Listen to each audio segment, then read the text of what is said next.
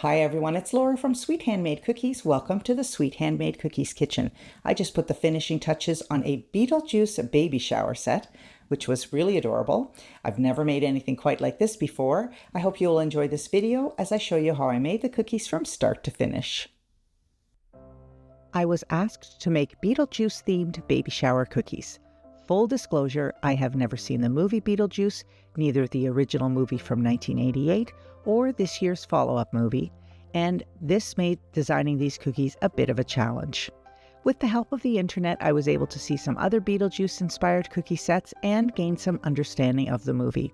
So first things first, I am making royal icing transfer beetles. I printed clip art of a beetle and covered the designs with parchment paper, and I'm piping the shapes onto the parchment. After piping the bodies and legs, I will add some additional designs on the bodies of the beetles. I shared with you in my last video that one of my daughters is a biologist, and when I told her I was making beetles, she asked, "What kind of beetles? Ground beetles? Longhorn beetles? Whirligig beetles?" "No," I said, "Beetlejuice beetles." I didn't impress her. She impressed me, however. Her knowledge seems endless. I will let these royal icing transfers dry for a few hours minimum before removing them from the parchment.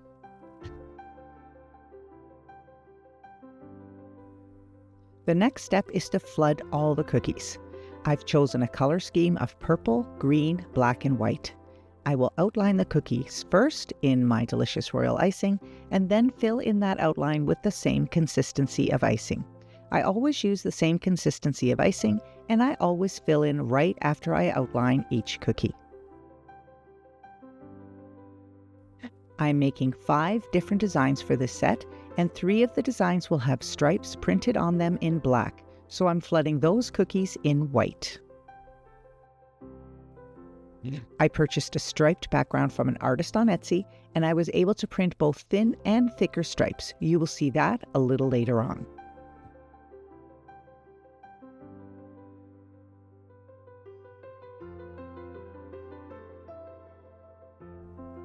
Once the cookies are flooded, I will let them dry for a few hours before moving on to the next steps.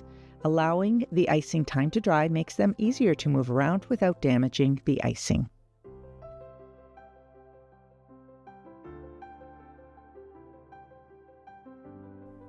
Three of the designs will have black and white stripes. There are a number of ways I could achieve this look. I could pipe alternating stripes of black and white icing. I could hand paint or airbrush black stripes onto the white icing. I could use a stencil and scrape black icing onto the white cookies. All of these are great options, but the best alternative for me is to use my Eddie, my edible ink printer. Faster, neater, and easier, Eddie for the win. Let's move on and add more details. First, I'll pipe the tops of the baby bottles. Next, I'm loosening the beetles from the parchment paper, and I will use these to decorate the cookies. Let's start with this hexagon cookie. Using black royal icing as glue, I am moving the beetles into place using tweezers. Those legs are so delicate. And finishing the look with some purple dots.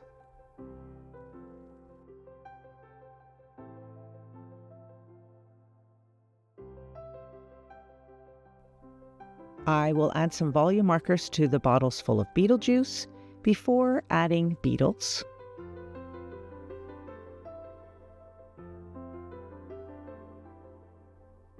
And it's not shown, but I will also add some ribbing to the bottle tops.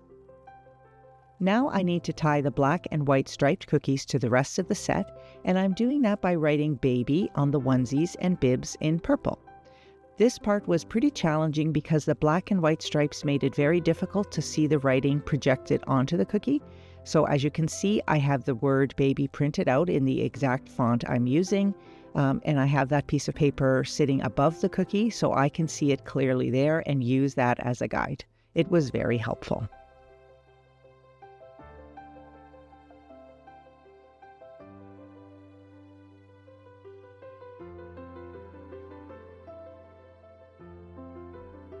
And then I'm adding a green outline, as well as cuffs on the sleeves and buttons at the neck on these onesies. And and an outline and buttons on the bibs to finish off the details. And here is the finished set. Pretty darn cute. And like I said at the start of the video, I have not done any baby shower set quite like this one. But that's what makes my job fun and continually interesting. If you like this video, please give it a thumbs up and subscribe. Thanks for following along this week, and join me again next week for another great video.